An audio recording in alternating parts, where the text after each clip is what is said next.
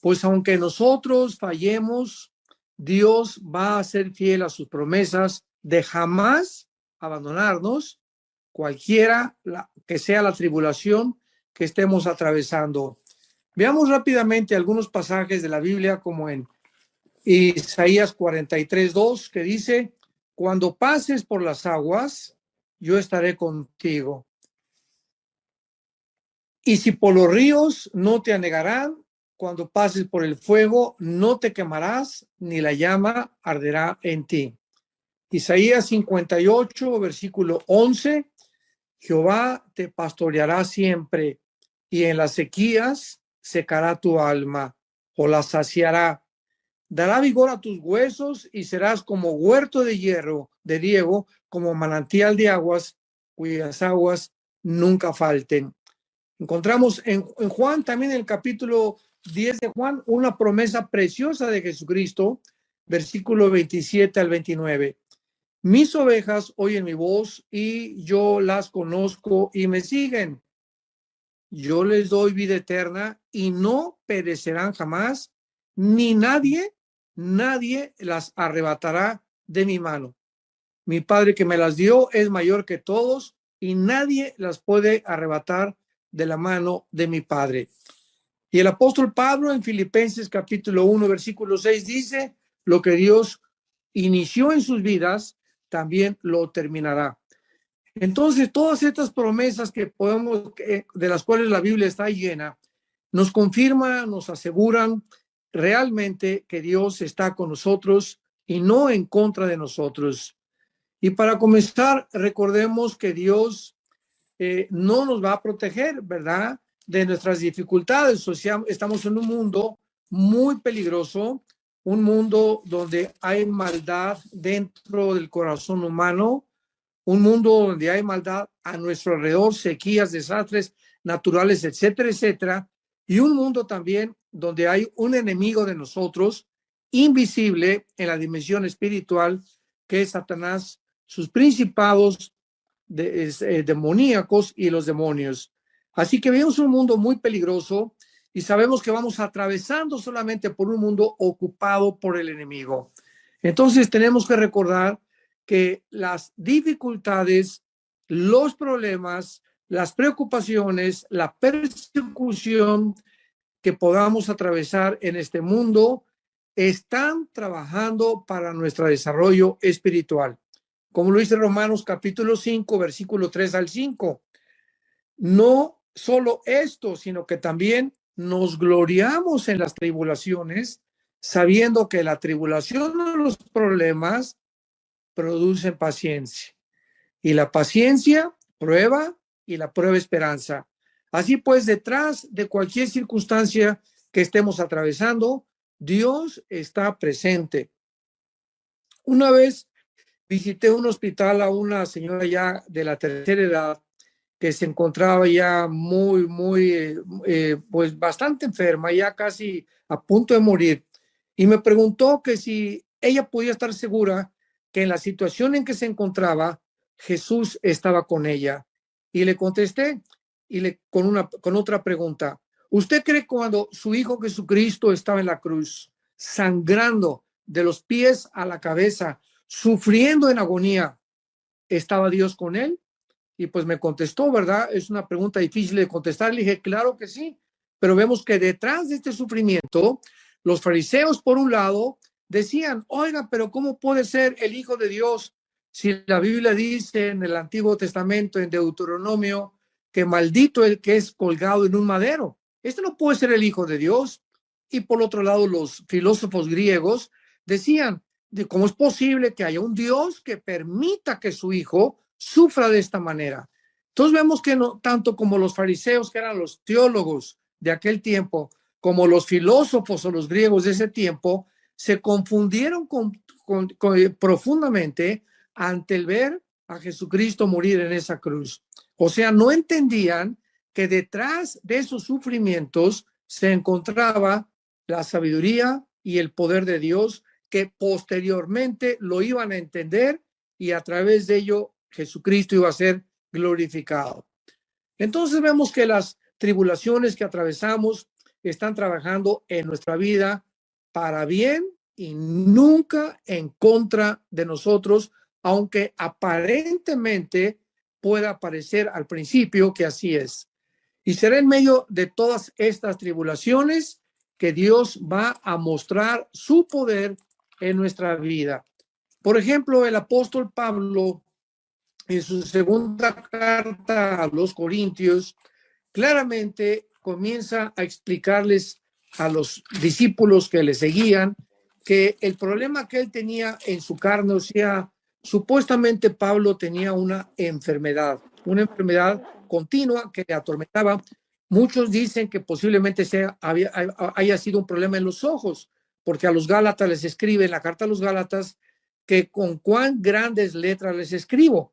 Pero cualquiera que haya sido el problema que Pablo haya atravesado o la enfermedad que padecía, dice en 2 Corintios capítulo 12, versículo 7, y esto es muy, pero muy profundo para la mente madura en Cristo. Dice así: y para que la grandeza de las revelaciones no me exaltara desmedidamente, me fue dado un aguijón en mi carne, un mensajero de Satanás que me abofeteé para que no me enaltezca sobremanera. Si leemos los primeros versículos de este capítulo 12, vemos que Pablo tuvo una experiencia inigualable, una experiencia gloriosa, que fue subido al cielo estando vivo. Claro que no en el cuerpo, ¿verdad? Sino que su espíritu, igual que el apóstol Juan y que otros ejemplos que tenemos en la Biblia de santos de Dios, subieron al cielo porque la carne y la sangre no pueden heredar corrupción. Entonces, él fue sacado de su cuerpo y fue al cielo el apóstol Pablo, y dice claramente, ¿verdad? En el versículo, capítulo 12 que estamos leyendo de 2 Corintios, conozco a un hombre en Cristo que hace 14 años, o sea, 14 años después de que él tuvo esta experiencia, él comenzó a contar esta experiencia. Vemos que Pablo era profundamente humilde. Cualquiera diría: ¿qué creen anoche? Tuve un sueño que Dios me llevó al cielo, o que morí y que una persona vi a mi esposa, o que vi a mi hermana, etcétera, etcétera. ¿Y cuánta gente oímos actualmente en el mundo cristiano que murió y que fue al cielo, etcétera, etcétera? Y Pablo pasaron 14 años sin que a nadie le hubiera contado esta experiencia. Fue una experiencia tremenda. Imaginémonos nada más estar con Dios en el cielo y regresar a la tierra. Sin embargo, el Espíritu Santo sabía que a pesar de la humildad de Pablo, continuamos como él escribe en Romanos capítulo 7, el mal está en nosotros. O sea, aun cuando él había experimentado esto con el Señor, y aun cuando Pablo era un ejemplo de humildad, había la posibilidad de que él pudiera enaltecerse, enorgullecerse algún día, y entonces Dios consideró en su sabiduría darle un aguijón a algo que lo estuviera continuamente molestando físicamente. Y entonces Pablo dice que cuando él sintió esto, pues él le pidió a Dios, versículo 8, tres veces le he rogado al Señor que lo quite de mí. Y veamos la respuesta de Dios. Dios me dijo: bástate mi gracia, porque mi poder se perfecciona en tu debilidad. En otras palabras, Pablo, no necesitas que te sane, no necesitas que puedas experimentar una vida completamente libre de problemas, sino que a través de tus sufrimientos, yo estoy perfeccionando mi poder en tu vida. Tú no lo puedes entender, pero mi poder está realmente obrando de tal manera que cuando tú te des cuenta, verás que te va a mantener en el equilibrio que yo necesito que tú tengas para el grandísimo llamado que yo te he hecho. Entonces, veamos ahora en nuestro pasaje con esta introducción, Romanos 8, cuáles podrían ser la clase de problemas o tribulaciones que pudiéramos enfrentar, y que tal vez cualquiera de estos problemas nos pudieran separar de Cristo. Porque muchas veces hemos oído: bueno, pues si yo me quedara sin dinero, negaría a Dios. Si Dios tuviera una enfermedad, pues realmente no creería que Él es bueno. Y si mi esposo me deja, pues entonces, ¿dónde está el poder de Dios? ¿Por qué Dios no permitió que mi esposo se convirtiera? O un joven, ¿verdad? Pues si mi novia me deja, yo le pido a Dios que no se vaya mi chenchita ni mi panchita, y ya se fue con otro mi novia. Y todas estas situaciones obran en nuestra vida para que podamos creer que Dios nos ha abandonado. Pero veamos pues con mucho detalle y profundizándonos en estas 7 cosas que posiblemente pudieran ser cosas que nos separaran de Dios. En primer lugar, Pablo menciona la tribulación. ¿Quién nos separará? Versículo 35, Romanos 8. ¿Quién nos separará del amor de Cristo? Tribulación. Es lo primero que Pablo menciona. Esta palabra, tribulación, es muy importante porque es la palabra tilipsis. A los que las quieran escribir, les voy a dar algunas palabras griegas porque nos dan mucho más profundidad y más amplitud para entender lo que Pablo está diciendo. Es la palabra tilipsis, que significa presión. Veamos en 2 de Corintios capítulo 4, versículo 8 al 9. Repito, 2 de Corintios 4, del 8 al 9, lo que escribe Pablo a esta iglesia. Que estamos atribulados, y esa palabra es la misma que se usa aquí, tribulación. Que estamos en tribulaciones en todo, mas no angustiados, en apuros, mas no desesperados, perseguidos, mas no desamparados, derribados, pero no destruidos. Veamos nosotros el peligro tan grande que existe cuando atravesamos presiones o tribulaciones o dudas en la vida. Podemos estar en medio de problemas, pero cuidado con que lleguemos a la angustia. La angustia es cuando, como hay muchas personas que en la iglesia, nosotros como pastores llega, ay hermano, ay señor, ya se me está saliendo el pecho. Mi hija se fue de mi casa. Y le digo, mire doña Chole, yo no voy a orar por usted, porque la condición en la que usted viene en este momento a pedirme ayuda es de angustia. O sea, usted está en un estado de incredulidad, que creer que realmente Dios no está con usted. Y en segundo lugar, yo no soy Dios, los pastores no somos dioses. Y primero, cálmese, doña Chole, estése tranquila, y entonces vamos a platicar y le voy a decir qué puede usted hacer. Pero nunca podemos llegar a este estado de angustia donde creemos que Dios nos ha abandonado. Por el amor de Dios, hermanos en Cristo, jamás permitas caer en la angustia de ya no puedo, ya Dios me abandonó, no sé qué hacer, porque en ese momento bajas el escudo de la fe. Dice Efesios capítulo 6, que el escudo, o sea, la fe, la confianza que tenemos en Dios, es la que detiene los dardos de fuego de Satanás. Entonces, si tú haces que tu fe caiga al suelo, estás en incredulidad total.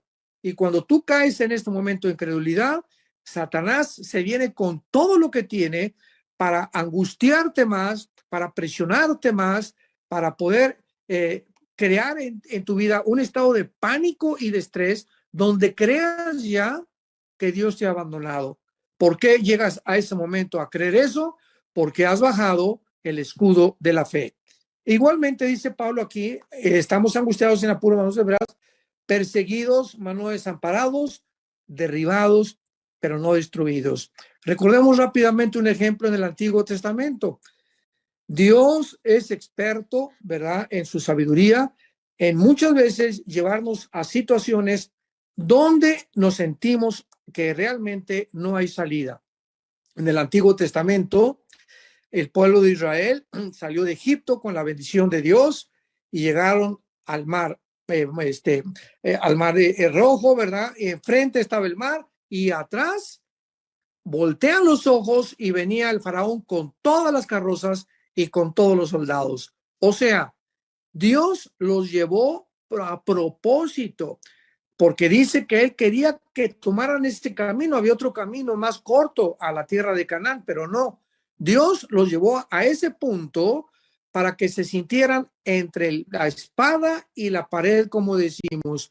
Ahí en ese momento decían, no podemos avanzar porque el mar está enfrente de nosotros y nos ahogamos, y atrás están los egipcios, no tenemos ni una sola arma, nos van a acabar. Y claro, echaron la culpa a Moisés. Oye, Moisés, para eso nos sacaste de Egipto, para que llegáramos a ese punto. Sabemos que Moisés clama a Dios, y ¿qué le dice Dios? Moisés, dile al pueblo que no haga nada y que vean mi poder. Cuando llegamos a ese punto de angustia, donde creemos que no hay ninguna puerta, ninguna ventana, ninguna salida, recordemos que no podemos llegar a la angustia, vuelvo a repetir, ni tampoco sentirnos que ya vamos a morir, que ya estamos destruidos.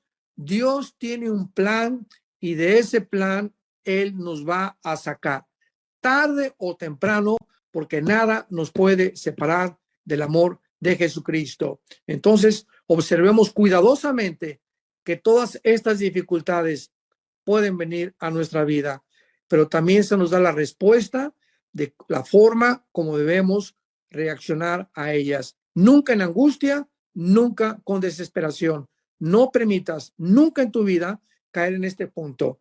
Número 2. ¿Cuál es el otro problema que menciona Pablo que podía tal vez separarnos del amor de Cristo? Y la palabra es angustia. Esta palabra en el griego es steno, así con S al principio, stenochoria. Y esta palabra en el griego stenochoria, que se tradujo angustia, está formada por dos palabras separadas. Stenos, que significa angosto o estrecho, y choria, que significa espacio o territorio. Cuando las juntamos las dos, nos da la idea de estar presionado por diversas circunstancias, o sea, por diversas tribulaciones, sino la de estar confinado dentro de un espacio angosto, apretado y opresivo. Significa que muchas veces vamos a atravesar en la vida este significado, este problema, en el que nos vamos a sentir, como decíamos anteriormente, ya no hay salida.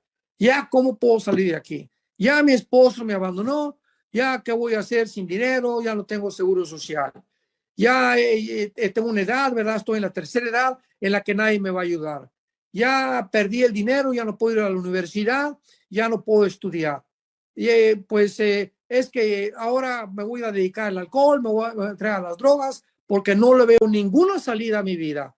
Es en esta situación en la que creemos que Dios nos ha abandonado. Nos sentimos apretados, nos sentimos angustiados, nos sentimos en un espacio donde parece que nos pusieron una camisa de fuerza y no hay manera de poder romper la condición en la que nos encontramos. Cuidado, esta angustia no puede separarnos del amor de Jesucristo, porque la idea no es solamente de estar presionado por diversas circunstancias, sino que no nos sintamos de esta manera, porque voy a repetir, caemos completamente en la incredulidad. Número 3, Pablo menciona la persecución. Esta palabra, persecución en el griego, es la palabra dioko, con D de Daniel y con K, dioko, y contiene la idea de estar perseguido por alguien que intenta dañarnos. Recordemos aquí dos cosas importantes. La primera, la persecución, recuérdalo, es normal para todo cristiano que testifica de Cristo. Jesús dijo en Juan 15:18, el mundo te va a aborrecer porque a mí me aborreció. En 2 Timoteo 3:12 dice la Biblia, aquel que es realmente piadoso, que vive cerca de Dios, padecerá persecución. Así que la persecución es inevitable, lo vamos a ver por qué. Y en segundo lugar, experimentaremos la persecución para que nuestra fe sea probada. Por ejemplo, tú tienes a Cristo, ya tienes 2 años en Cristo, 3 años en Cristo, vas a la escuela como estudiante y, ay, Panchito, van a comenzar tus amigos. Ya me dijeron, Carmelita, también que eres cristiana. Y tú ante esa presión de tus amigos o de la burla de tus amigos o del bullying de tus amigos, en ese momento te retractas y pues te prefieres decirles, no, no, no, no, no, bueno, sí soy cristiano, pero no soy un fanático, ni tampoco es que le dicen aleluyas, y pues digo, estoy estudiando, y cuando comienzas a justificar y comienzas por la persecución a darte cuenta que la cobardía abraza tu corazón, tu fe ha fracasado. Has pasado, has reprobado la primera prueba que Dios permite que venga a nuestras vidas. Es a través de la persecución que en tu trabajo, oiga, don Jorge, ya me dijeron que usted es cristiano. Bueno, pues sí, tu compadre, ¿y a poco ya no tomas con nosotros? ¿Y a poco ya no te emborrachas con nosotros? ¿Y a poco nada más le eres fiel a tu esposa? ¿Cuál es tu respuesta ante esta persecución y ante esta presión? Sí. ¿Y qué? He recibido a Cristo, Él es algo que está vivo en mi vida, es algo a quien yo voy a seguir. Y cuando tú reaccionas demostrando que no tienes temor ni tampoco tienes con una consistencia que pueda llevarte a la angustia o al problema o a que ya no te van a hablar, es cuando Dios bendice tu vida porque has pasado la prueba de la fe. Esta prueba es, todos los cristianos la tenemos que pasar, y es a través de la persecución que demostramos verdaderamente si somos cristianos. Vemos nosotros, en cuarto lugar, el hambre. La cuarta posibilidad que nos pudiera separar del amor de Cristo. La mayor parte del mundo sabemos claramente, sobre todo en los tiempos de Pablo, que de alguna u otra manera experimentaron mucha hambre. Y era posiblemente, como también puede ser actualmente, por causa de falta de lluvias en los campos, las cosechas no se pueden recoger lógicamente, por desastres como terremotos, incendios, inundaciones, plagas, etcétera, etcétera. Puede venir el hambre en cualquier parte del mundo, puesto que todos estos factores también existen actualmente. Por ejemplo, la guerra de Ucrania. Ucrania es una nación que produce el mayor porcentaje de trigo y de fertilizantes en el mundo. Y cuando vino la guerra de Ucrania, cantidad de naciones actualmente, Turquía, Bulgaria, Polonia, Rumanía, etcétera, etcétera, han comenzado a padecer. No se han muerto de hambre, gracias a Dios, pero han padecido hambre, o sea, cuando no hay harina, cuando no hay los productos básicos de nuestro alimento, experimentamos el hambre, ¿verdad? Entonces, el hambre no ha sido eliminada en nuestra época a pesar de los avances tecnológicos que tenemos. Sin embargo, no importa lo grave que sea, la fidelidad de Dios, escúchame muy bien, se va a manifestar en nuestras vidas con su provisión sobrenatural. Muchas veces Dios va a usar estas sequías y esta falta de cosechas y estos problemas naturales para demostrarnos su poder.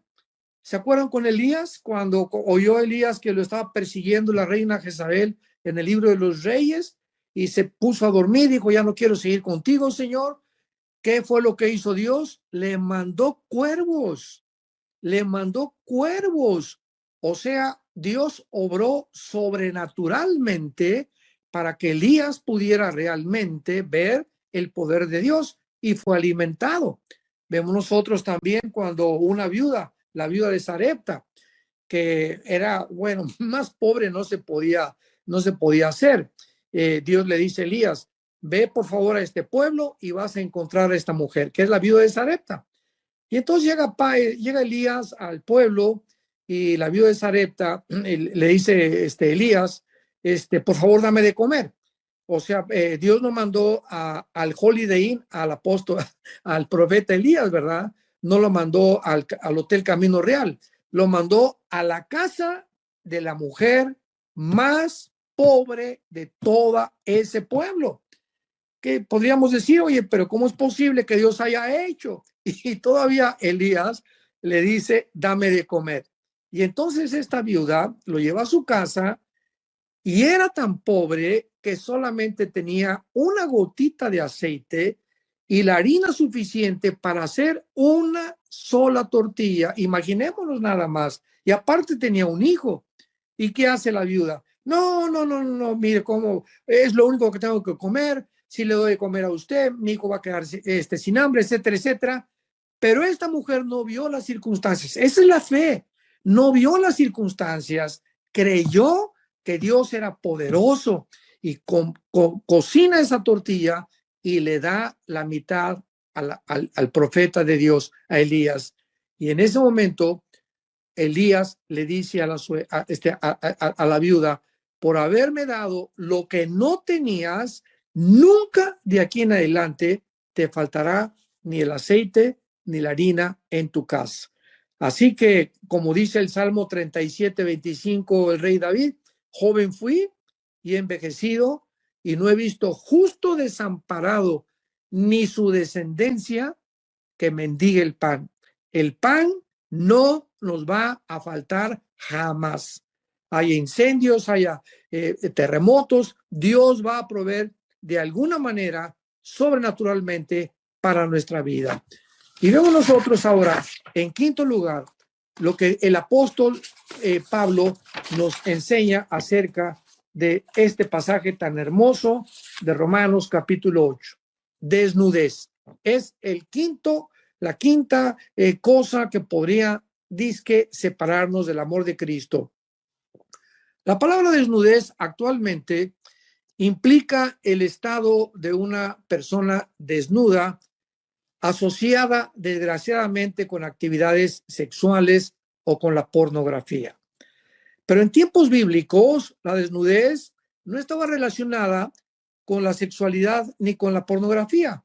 La desnudez en tiempos de Pablo estaba relacionada con la pobreza, a tal grado que muchas personas no tenían con qué cubrir sus cuerpos normalmente. Está relacionada también con el hambre en tiempos de Pablo o con problemas económicos muy graves derivados de guerras, como lo hemos visto, o de desastres naturales. Pero cuando el Señor Jesucristo en Mateo capítulo 6, el Evangelio de Mateo, iba caminando con los discípulos, él discernió los pensamientos. Recuerdan este pasaje que estaban los preocupados y mañana, ¿dónde vamos a amanecer? No trajimos tortas, no trajimos enchiladas de San Luis Potosí, ¿cómo vamos a poder sobrevivir? Etcétera, etcétera. Hoy en la noche no sabemos ni dónde vamos a dormir. Y Cristo, discerniendo las mentes de sus apóstoles, de sus discípulos, les dijo, ¿por qué se preocupan por el cuerpo? ¿Qué han de comer? ¿Qué han de vestir? ¿Qué acaso la vida no es más grande? O sea, están ustedes vivos.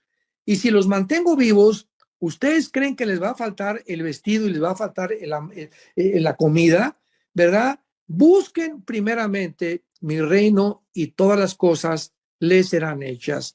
Y aquí es cuando nosotros vivimos en una época, y lo podemos ver, de afán. Actualmente la gente, oye, si sube el petróleo y si sube el dólar, y qué pasará si viene la guerra de Ucrania y si hay una guerra nuclear, etcétera, etcétera. Siempre están pensando qué van a comer, qué van a beber, si se muere mi esposo, ¿quién me va a sostener? Si no tengo papás, si no tengo mamás, etcétera, etcétera. Y este es el afán, el estrés, la incredulidad de que Dios nos puede fracasar o nos puede fallar. Pero la Biblia dice, ni siquiera esta desnudez ni esta pobreza me separará de tu amor. Estaré contigo y soy fiel a mis promesas para que tú tengas comida, tengas vestido y nunca te falte la ropa, ¿verdad? Aunque andes en calzones, pero Dios te va a proveer lo básico para tu vida. En sexto lugar, Pablo menciona los peligros. Y no cabe duda que hay varios tipos de peligros, aunque el énfasis aquí es acerca de los peligros que enfrentamos los cristianos. Simplemente por llamarse cristiano, una persona puede enfrentar peligros. Recordemos que hace algunos años los cristianos en Europa fueron amenazados por el Vaticano, por el Papa, y la orden era todo aquel aquella persona en Europa, porque en aquel tiempo, casi 18 siglos, el Vaticano gobernó sobre los mismos gobernantes de las naciones de Europa. Todo aquel que niegue que la iglesia salva, todo aquel que niega que solamente a través de la iglesia católica hay salvación, va a padecer la tortura, el arresto y la muerte. Se llamó la Inquisición. Más de 300,000 cristianos, más de 300,000 cristianos que negaron que Roma salvaba, ni que tampoco el Papa era el representante de Cristo, fueron muertos, torturados, arrestados y les confiscaron todos sus bienes. En época moderna, tenemos en Medio Oriente al grupo terrorista ISIS, ¿recuerdan? El grupo de ISIS que se formó en Siria y Irak comenzó a buscar cristianos, hicieron videos donde los hincaban en una playa, los vestían con una ropa anaranjada y les cortaban el cuello. Esto por llamarse cristianos y mandar un mensaje de odio a los que fueran cristianos. Sin embargo, la Biblia no lo niega. En Hebreos capítulo 11, veamos el ejemplo que el Espíritu Santo nos deja. Hebreos 11, versículo 33 al 40. Por la fe conquistaron reinos, hicieron justicia, alcanzaron promesas, taparon bocas de leones, apagaron fuegos impetuosos, enviaron filo de espada, sacaron fuerzas de debilidad, se hicieron fuertes en batallas, pusieron en fuga ejércitos. Las mujeres recibieron sus muertos mediante resurrección, más otros, veamos aquí pues, hay cristianos a quien Dios los salva de la muerte y hay cristianos a quienes Dios no salva de la muerte. Entonces, Dios trabaja de diferentes maneras con su pueblo. Por eso dice, más otros. O sea, a todos los que acabamos de leer, Dios los salvó, más otros fueron atormentados, no aceptando ni rescate a fin de obtener mejor resurrección.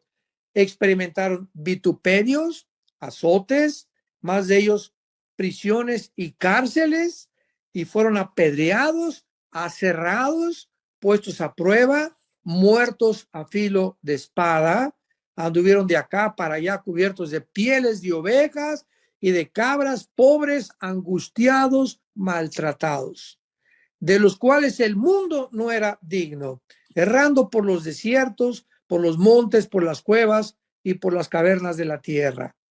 Y todo esto, aunque alcanzaron buen testimonio mediante la fe, no recibieron lo prometido. Dios no los salvó, Dios no los protegió. Él permitió que atravesaran estos peligros sabiendo que cuando murieran recibirían una mejor promesa, porque así es la soberanía de Dios. Recordemos a Esteban, el libro de los Hechos.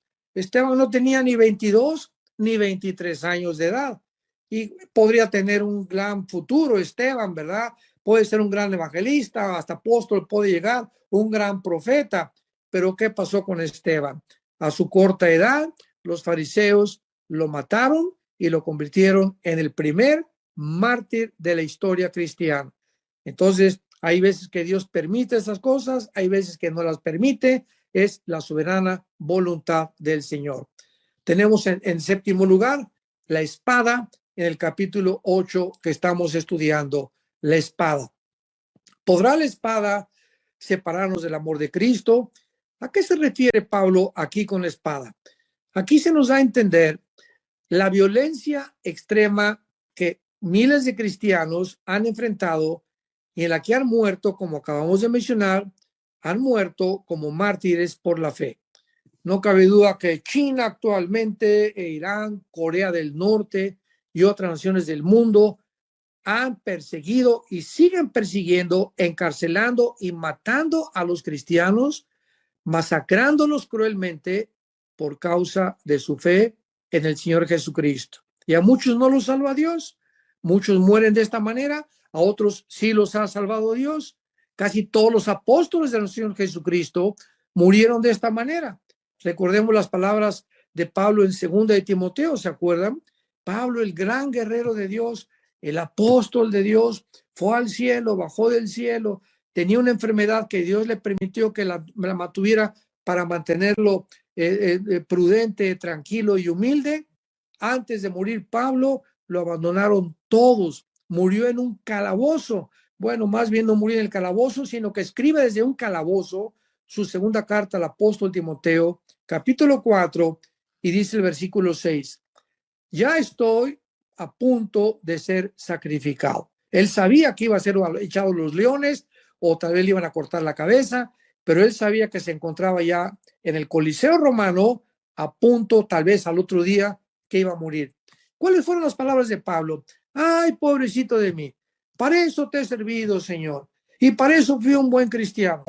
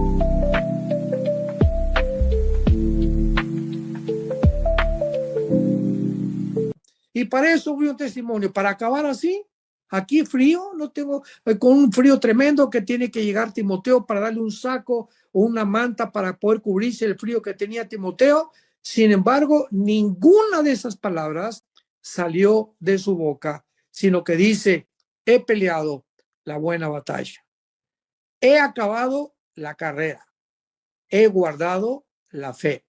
Por lo demás, vean la seguridad de Pablo. Por lo demás, me está guardada, ¿en dónde? En el cielo, claro, ¿verdad?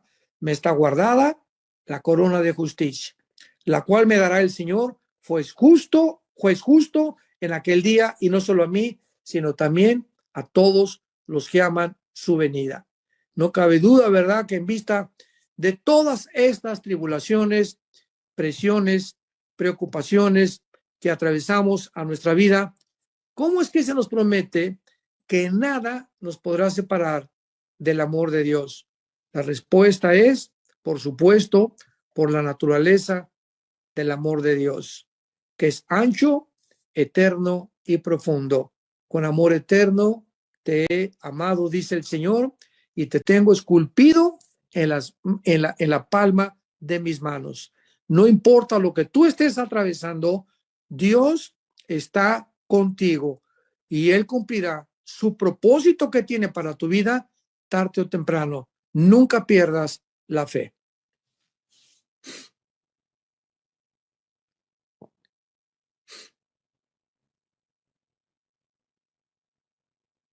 ¿Hay preguntas, Cristian? Amén.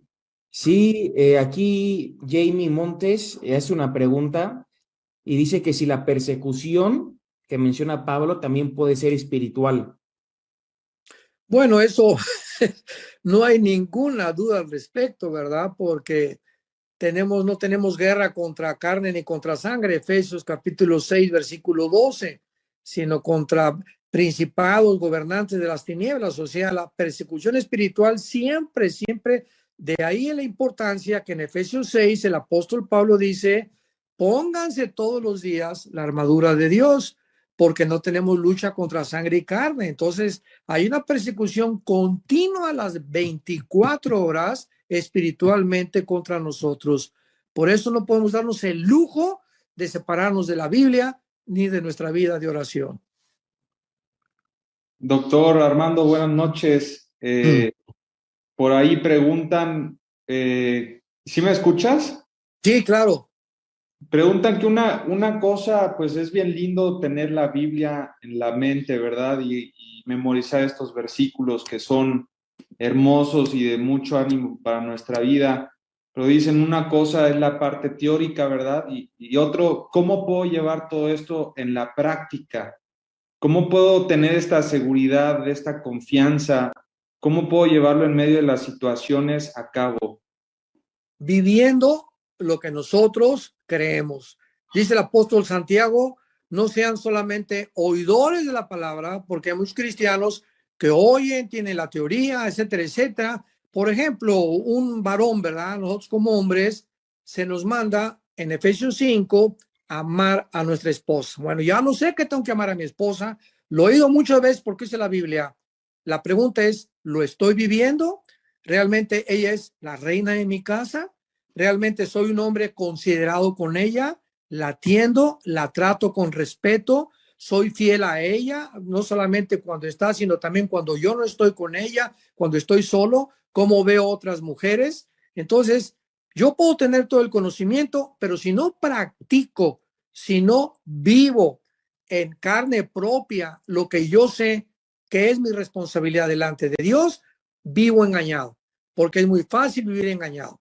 Y los jóvenes, ¿verdad? Saben que 1 Corintios capítulo 6, huyan de la fornicación, cualquier otro pecado que el hombre cometa está fuera del cuerpo. Ahora pregúntate, ya lo sabes, vas a los estudios, a lo mejor estás en la alabanza, a lo mejor quieres ser predicador. Ahora pregúntate, ¿cómo tratas a tu novia? ¿Tratas a tu novia con respeto? ¿Eres honesto con ella?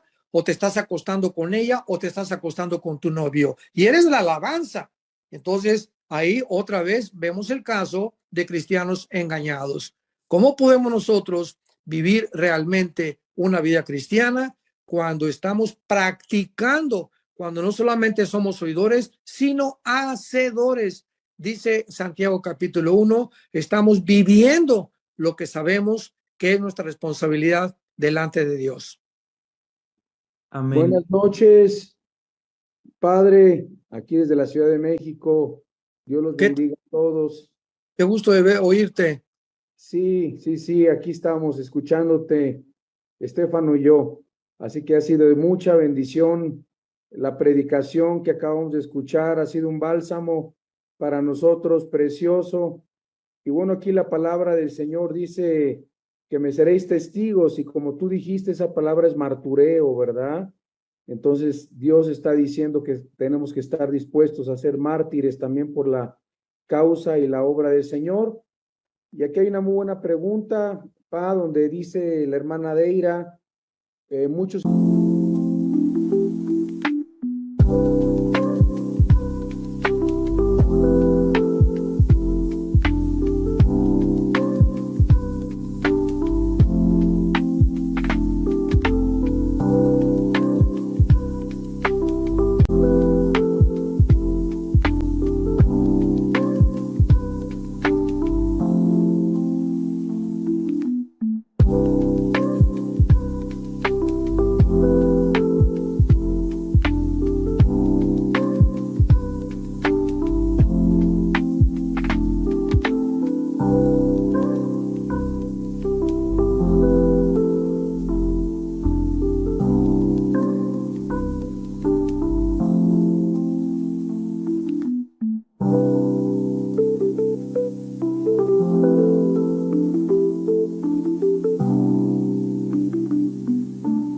hermanos son encarcelados, condenados, en muchas partes del mundo, musulmanes, etcétera, etcétera. ¿Cómo se debe de orar por los cristianos perseguidos en otras partes del mundo?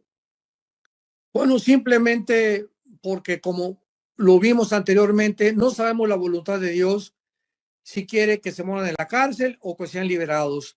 Nuestra oración siempre es, Señor, te pido que en medio de lo que estos hermanos están viviendo, les des fortaleza, los sostengas, y sabemos que las promesas de Dios, que no hay nada torcido ni perverso en ella, todas ellas son rectas al que entiende y razonables a los que han encontrado la sabiduría.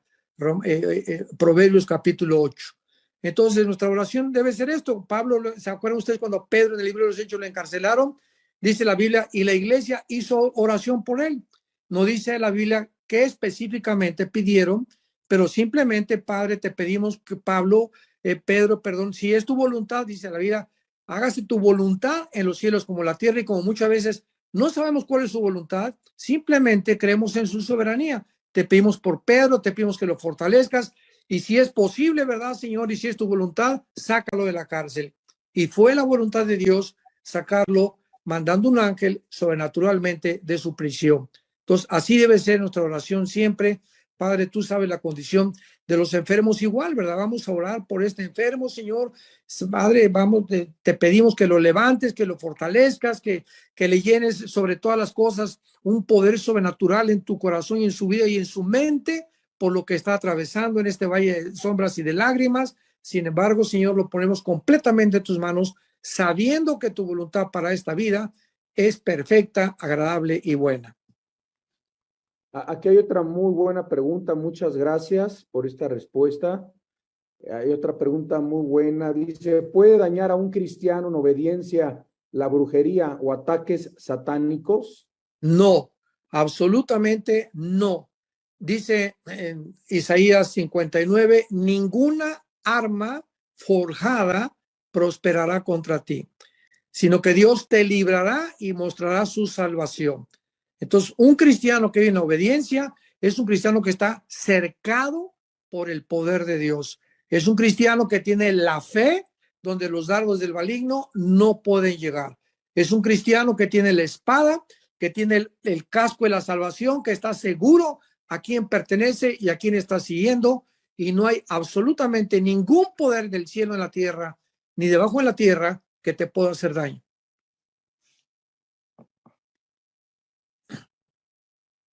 Amén. También están preguntando aquí en el chat, dice Dora Nájera, sé que Israel es el pueblo escogido por Dios. ¿Cómo debemos orar por ellos? Ya que últimamente hay muchas personas que odian a Israel. Bueno, no solamente muchas personas, sino que la mayor parte de los millonarios actualmente en el mundo, la mayor parte de la grande influencia en el mundo que son judíos, odian a Israel. Por ejemplo, ¿verdad? Carlos Marx, pues fue judío, era judío, y ven ustedes que fue el que postuló la famosa teoría o la ideología del comunismo. Se dice que Hitler tenía raíces judías, esto es impresionante. Hitler que tenía raíces judías. Hay otro señor que es famosísimo, que es uno de los líderes que están acabando con los gobiernos en Sudamérica y en el mundo entero, que se llama George, como Jorge Soros, con ese. Métete al Google y googlealo y descubre George Soros, es un judío de Hungría y es un hombre que odia a Israel y quiere destruir a Israel. Entonces, Israel no solamente, cuando dice la Biblia que oremos por Israel, sabemos una cosa, ¿verdad? Que ahorita Dios está completamente desentendido de Israel. Ahorita el pueblo de Israel es enemigo de Dios. Hay muchos judíos que ya se han convertido y que han recibido a Cristo como Yeshua, el Mesías, y eso forman parte de la iglesia. Pero ahorita Israel como una entidad está bajo el juicio de Dios y regresará Dios a tratar con ellos durante los 7 años de la tribulación. Entonces ahorita, ¿verdad? No hay judío, no hay israelita, no hay griego, no hay nadie, ¿verdad? Que Dios tenga un plan específico. Ahora todas las nacionalidades somos un cuerpo en Cristo y ahora Dios vive y vela por todos aquellos, no importa su origen étnico, para que vivamos cerca de él. Antes, cuando decimos oremos por Israel, estamos orando para que se cumplan las promesas de Dios que se van a cumplir en el futuro respecto a la tierra de Israel, que les pertenece a ellos, pero que hasta que se arrepientan, Dios va a poder cumplir esas promesas, porque ahora viven actualmente en rebelión y en desobediencia en contra de él. Simplemente Tel Aviv, la capital de una de las ciudades más famosas que era capital de Israel, Tel Aviv, es el centro de los gays internacional. Es la ciudad con más homosexualismo en el mundo, Tel Aviv. Imaginémoslo nada más y recordemos lo que dice en Apocalipsis capítulo 11, que Israel se va a convertir como Sodoma y como Egipto. O sea, se va a convertir en un centro de degradación moral y de mundanalidad antes de que Jesucristo regrese. Amén, amén, Armando. Aquí hay una pregunta muy buena también, dice Saúl David. ¿qué consejo nos puedes dar para resistir estos malos tiempos y padecimientos? Aparte de la oración y acercamiento con Dios, ya que hay ocasiones que por más que tengamos comunión con Dios, sentimos que no nos responde y ahí es cuando nuestra fe es realmente probada. Bueno, cuando tú tienes esa fe que tú me acabas de mencionar y cuando tienes esas convicciones, nunca puedes pensar que Dios te ha abandonado. Precisamente por eso tienes esas convicciones. Y esas convicciones son como saber que estoy parado en la roca, no en la arena. Mi vida, mi fundamento es Jesucristo y nada ni nadie me va a separar de él. Y dice en Josué capítulo 1, versículo 8 y 9, cuando muere Moisés y Josué tiene que tomar el cargo de liderazgo de Israel, pues nos imaginamos a Josué, ¿verdad? Pensando, ahora yo soy el comandante en jefe del ejército de Dios, pues voy a planear cómo entrenar a mi ejército, que dispare mejor con las flechas, y vamos a planear cómo vamos a asaltar Jericó, que era la primera ciudad que tenían que asaltar. Y cuando Dios ve, nos imaginamos que todos estos pensamientos estaban en el corazón de Josué. Le dice, mira, Josué, de día y de noche, de día y de noche. Bueno, señor, yo nada más a las 12 del día leo la Biblia. Bueno, ¿estás sordo? De día y de noche. Bueno, señor, yo nada más de noche leo la Biblia. Bueno, ¿estás sordo o te lo vuelvo a repetir? De día y de noche. De día y de noche. Meditarás en este libro de la ley. Otra vez, ¿cuándo? A las 5 de la tarde, no, de día y de noche. Y si tú haces esto y la lees, la guardas, la memorizas, la digieres en tu corazón, te prometo que todo lo que hagas va a prosperar. Si tus fuerzas te fallan, no te preocupes, yo estaré ahí para consolarte. Por eso es el pasaje que acabamos de leer en Romanos 8. Oye, no podemos confiar en nosotros. ¿Cuántas veces yo también, como ser humano, verdad, aunque he estudiado, tengo 46 años predicando la palabra de Dios, este año cumplimos 46 años de ministerio, he enfrentado, hermanos, muchas ocasiones en las que yo he sentido que Dios me abandona. Y en esos tiempos en que yo he sentido que Dios me abandona, lo siento, mis sentimientos son engañosos. He sentido al mismo tiempo caer de rodillas en ese momento y volver a confesar, Padre, yo sé que estás conmigo, yo sé que no vas a abandonar, y vuelvo a ser renovado con esas fuerzas y esa energía que necesitamos para seguir sirviendo a Dios. Entonces somos flacos, somos débiles, somos tontos, somos rebeldes por naturaleza. Por eso no podemos confiar en nosotros. Esta es la razón por la cual la salvación no se pierde. Si dependiera la salvación de nuestras fuerzas y de nuestra obediencia, estaríamos fritos, ¿verdad? Porque separados de Cristo, nada podemos hacer. Sí, aquí hay una buena pregunta también, pero bueno, yo creo que esta persona no estuvo hace 15 días contigo en nuestro Zoom, donde hablamos de los escogidos o no escogidos, predestinados. Dice, si yo estoy orando por una persona inconversa para que sea salva, ¿Dios me concede mi petición o tiene que ser que esa persona esté dentro de los escogidos o del propósito de Dios? Es que nosotros no somos dioses. Entonces, cuando oramos por alguien, a nosotros no nos debe interesar absolutamente los resultados. Se nos manda simplemente sembrar la semilla y los resultados, el crecimiento, lo da Dios. Uno es el que siembra, 1 Corintios 3, otro es el que riega. Entonces, no nos debe interesar si se salva o no se salva. Oramos, Padre, te oro por Panchita, te oro por mi tío, te oro por mi abuelo, etcétera, etcétera. Y yo cumplo obedeciendo que Dios dice, 1 Timoteo capítulo 2, orar por todos los hombres. Entonces, nuestra responsabilidad es orar. Y así la persona se convierte o no se convierte, no es nuestro problema.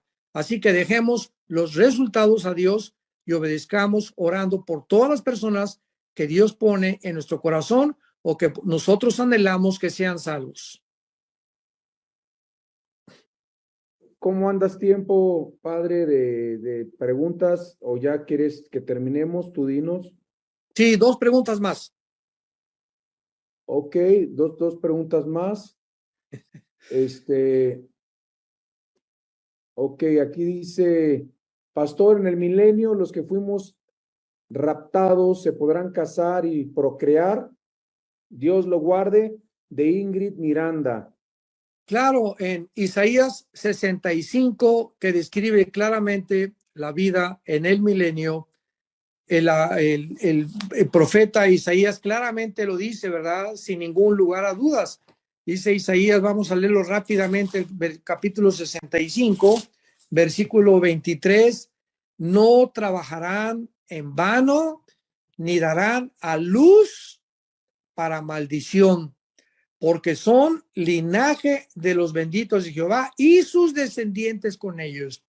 Entonces recordemos algo, Dios hizo dos sexos, dos géneros nada más, el hombre y la mujer. Entonces en el milenio va a haber hombres y va a haber mujeres salvadas. ¿Y qué nada más nos vamos a estar mirando? Como los chinitos mirando, ¿verdad? No, ¿verdad? Dios hizo a la mujer para que pudiera unirse con el hombre y continuar reproduciéndonos. Entonces, qué absurdo sería que en el milenio estuviéramos hombres y mujeres y ya no hubiera reproducción, como lo dice Isaías 65, versículo 23. Ok, la última pregunta, como nos dices, gracias, de Katia Sánchez, que hace dos preguntas en una. Buenas noches, soy Fernando. ¿De qué ovejas habla Juan 10:16? ¿Dónde dice tengo otras ovejas que no son de este redil? ¿A qué se refiere? Bueno, ahí se refiere a las ovejas que somos nosotros, que no formamos parte del pueblo de Dios de Israel. Entonces, Jesús vino a las ovejas de Israel, venía a cumplir las promesas de Dios para poder hablarles por última vez al pueblo de Dios para que regresara a Jehová. Lo rechazaron, lo crucificaron, lo enterraron, restó a los 3 días y la iglesia que no existía en el Antiguo Testamento fue formada. Entonces ahora la iglesia es una entidad completamente diferente a Israel. Dios está divorciado, así lo dice Jeremías, está divorciado, le dio carta de divorcio a Israel, está separado de Israel. Dios dejó a Israel completamente y a nosotros sustituyó a Israel por la iglesia. Sin embargo, Dios no se ha olvidado de Israel. Capítulo 9, 10 y 11 de Romanos, que están ustedes estudiando, lo van a comprobar ahí. Entonces Dios va a regresar otra vez en la tribulación, que es el desierto donde va a tratar con ellos, y a través de la purificación y la angustia y de los problemas y los sufrimientos de los 21 juicios, trompetas, sellos y copas de la tribulación, los judíos se van a convertir y los que se conviertan entrarán al reino milenial. Entonces ahí se refiere Cristo. Estas ovejas que no son mis de redil es la iglesia de Jesucristo, el cuerpo de Cristo al cual pertenecemos nosotros. Pues muchísimas gracias. Ya son las 2 más que tú nos decías. Claro que hay más preguntas, pero si el tiempo se ha terminado, lo dejamos hasta acá y nosotros nos quedamos respondiendo algunas preguntas más. Te agradecemos mucho, doctor Armando Alducin, por estar con nosotros esta noche y por nuevamente tomar y arropar este grupo tan hermoso de tantos países y de vida nueva, y por estar con nosotros en esta noche. Saludos a Martita, a toda la familia, que Dios te bendiga, Pa. Gracias, y los invito a todos a que continuemos orando por mi nieto Estefano. Oremos. Dios y Padre de Jesucristo, nuestro Señor, el gran pastor de las ovejas, por el pacto sempiterno, un pacto, Señor, al cual nosotros pertenecemos como tus hijos, como tu pueblo. Te damos gracias, Padre, por las enseñanzas, el valor, la fortaleza que nos infunde tu santa palabra, que es viva y eficaz y más cortante que toda espada de 2 filos. Señor, nos unimos como tu pueblo para orar por tu hijo y por tu siervo Estefano, y también por Alán como su padre. Los dos necesitan mucha fortaleza, necesitan en este tiempo que están atravesando, Señor, la infusión de tu espíritu de una forma especial, sobrenatural, para que ellos puedan aferrarse a esa cruz y poder descubrir, Señor, que todo lo podremos en Cristo Jesús, nuestro Salvador. Señor, te pedimos que levantes a Estefano de su lecho, Señor, que tú le toques, que tú le sanes, Padre, que te glorifiques en su vida. Ese es el deseo de nuestro corazón Él está completamente en tus manos. Dale sabiduría a los médicos también que le rodean, a las enfermeras, a todos los especialistas que son instrumentos tuyos para que Él pueda, Señor, es la manera como tú lo has determinado, levantarse de esa cama. Te damos gracias por su vida de Estéfano. Te damos gracias, Señor, por el corazón que él tiene, por las almas perdidas y por el ministerio tan grande que tú le darás, porque lo pedimos y te damos las gracias en el precioso nombre de Jesucristo. Y tu pueblo dice, amén.